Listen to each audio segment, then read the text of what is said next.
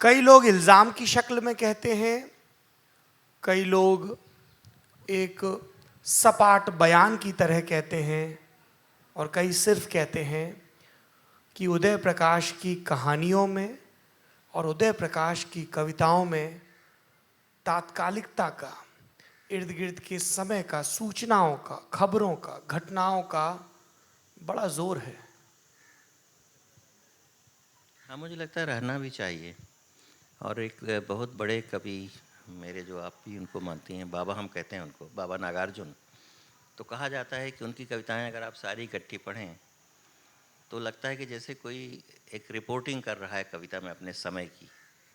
और आप सोचें कि उनकी उतना लंबा जीवन, जिसमें आज़ादी के पहले का, नेहरू का युग और उसके बाद का सारा समय, सब उनकी कविताओं में दर्ज होता रहा। तो मुझे लगता है हम लोग कहीं ना कहीं अपने समय को ही लिखते हैं, या शायद समय हमसे लिखवाता है। तो वो है, वो हर कवि में रहना चाहिए। और अब समय से कितना मुक्त होकर समय को देख पाते हैं, शायद कविता इसी में होती है। तो मैं कोशिश कई बार करता हूँ कि समय से ज़रा सा मुक्त हूँ और किसी दूसरे रूप में समय को देखूँ, तो वो है।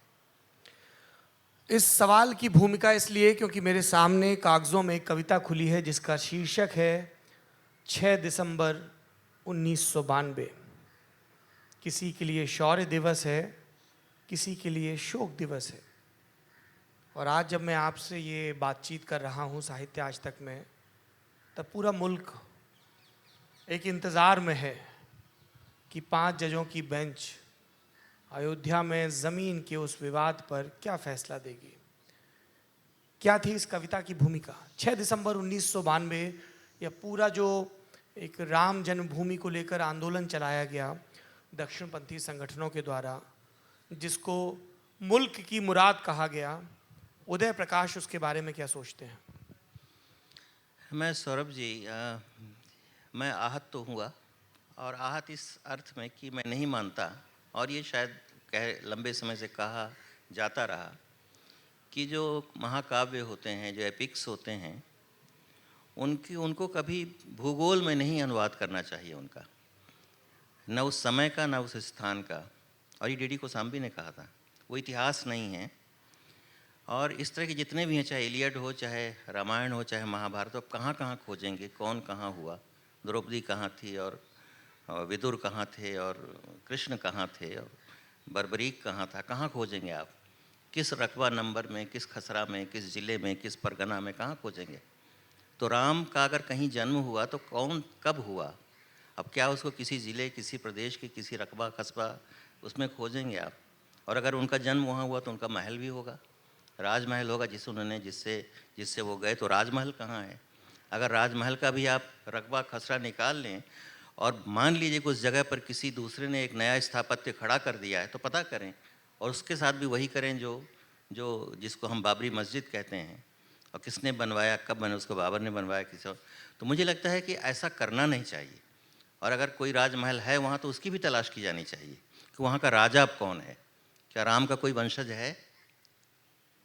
तो ये चीज़ें ऐसी जगहों पर ले जाती हैं, इतनी सारी समस्याओं, इसलिए कहा जाता है। अब आप सोचिए कि राम कब थे? राम तब थे तो सिविलियन, एक पूरी सभ्यता की गाथा थी। और तब हिंदू धर्म भी नहीं था, इस्लाम भी नहीं था, क्रिश्चियनिटी नहीं थी। ये ईसा से भी कई सौ साल पहले यह कथा थी, और पहले बोली जाती थी, स्मृतियों में थी। हमारी सारी परंपरा स्मृति और श्रुति की है। लिखना नहीं जानते थे लोग, तब भी राम थे, राम की गाथा थी। अभी देखिए, न्यूयॉर्क टाइम्स में एक किताब बड़ी बड़ी कहते हैं बेस्ट सेलर हो गई, और रामायण है, और सरला दास की रामायण है, उड़िया की।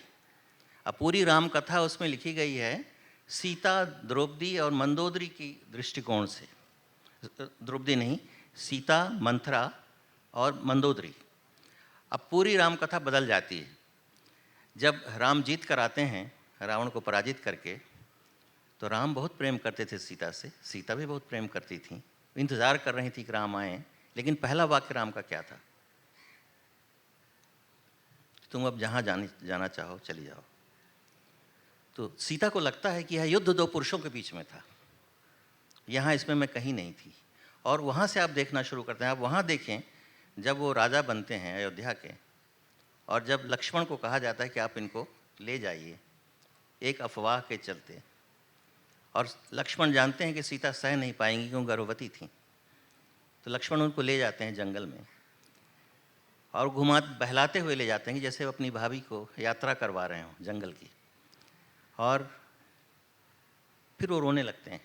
सीता कहती हैं तुम क्यों रो रहे हो? तब वो बताते हैं कि राम ने आपको त्याग दिया है। आप सोचिए, आप सीता की दृष्टि से पूरी रामायण को देखिए, एक स्त्री की दृष्टि से पूरी रामायण को देखिए। आप कितने रामायण हैं आप, तो मेरा कहना है कि राम कथा कोई एक हो ही नहीं सकती। राम तुम्हारा चरित्र स्वयं ही काव्य है, कोई कवि बन जाए सहज संभाव्य है। तो बहुत से कवि बने, कंब बने, भवभूति बने, तुलसीदास बने, सरला दास और बहुत सारे लोग बने। आप एक राम कथा को क्यों मान रहे हैं? फिर उनको एक जगह पर एक रकबा और खसरा नंबर में क्यों सीमित कर रहे हैं? राम तो सबके थे। और राम की जो निराला की शक्ति पूजा है, आप पढ़िए। मैं तो मानता हूँ कि वह एक ऐसी कविता है जिसको बार बार पढ़ा जाना चाहिए, क्योंकि बिना शक्ति की पूजा के, और शक्ति क्या है? नेचर, प्रकृति।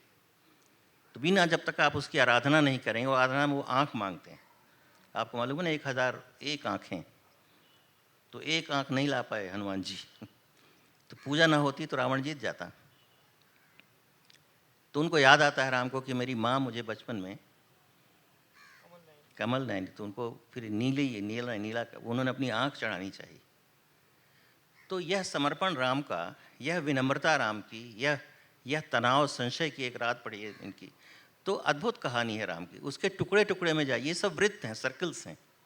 ये कोई एक नैरेटिव नहीं है कि आपने ठान लिया है कि हमको राम को ऐसा बनाना है कि वो मोनोगेमी के फेवर में थे, वो वर्णाश्रम में, ऐसा कुछ नहीं था। वर्ण ही नहीं थे, वर्ण व्यवस्था ही नहीं थी जब राम थे। तो इतने सारे अध्ययन हैं, इतनी सारी, तो उसको क्यों एक में सीमित किया जाए? हम उसको क्यों सिंगुलर क्यों बना रहे हैं? मेरा कहना है राम सिंगुलर हो ही नहीं सकते। जैसे बुद्ध को कहा, बुद्ध तो फिर भी कहीं ना कहीं कहेंगे आप कि वो BC में थे, उनको आप ट्रेस कर सकते हैं। आप राम को कहाँ ट्रेस करेंगे? आप रुक्मिणी को कहाँ ट्रेस करेंगे? मेघनाथ को कहाँ ट्रेस करेंगे?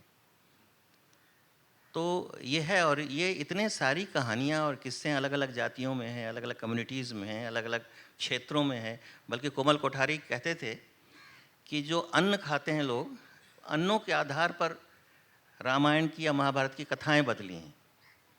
अगर आप बाजरा खाते हैं तो अलग कथा होगी, अगर आप चावल खाते हैं तो अलग कथा होगी, गेहूँ खाते हैं तो अलग कथा होगी। और ऐसा सबके साथ हुआ है, और ये लोक गाथाओं के साथ भी हुआ है। जैसे आलखंड है, आल्हा है, अब उसके कई ढोला मारू है, ढोला मारू के बहुत सारे किस्से हैं। महाभारत को ये है कि आप आदिवासी इलाके में जाइए तो वहाँ भीम सबसे बड़ा भाई है, क्योंकि उसने हिडिंबा से विवाह किया था। तो भीम बड़ा भाई है, और भीम ही योद्धा, भीम ही नायक है, अर्जुन नहीं है नायक, है ना? तो आप किसी को, और फिर बर्बरी की कथा, जिसका सिर कटा हुआ रखा है, जिसने सब कुछ देखा है, तो अंत में कहता है ना कुछ नहीं, इल्यूजन है, लीला है, ये एक तरह का खेल है। ये सब एक आदमी खेला जिसका नाम कृष्ण है। अब कृष्ण कौन है? फिर से आप उनको सिंगुलर बनाएंगे कि ये हैं कृष्ण, तो कृष्ण तो कई हैं। आप कैसे कहेंगे कि जो पेस्चोरल थे, जो गाय बैल चराते थे, जो मक्खन खाते थे, जो छछिया भर छाछ के लिए जो नाचने लगते थे, और वह कृष्ण जो फिलोसोफर है, जो गीता जैसा एक ऐसा टेक्स्ट आपको देता है कि जो किसी गाय चराने वाले के साथ हो नहीं सकता। फिर एक वो योद्धा कृष्ण जो राजा हैं, तो आप कैसे तीनों को एक करेंगे? तो मेरा कहना है कि कोई भी कहानी का कोई भी नायक कभी एक नहीं होता है।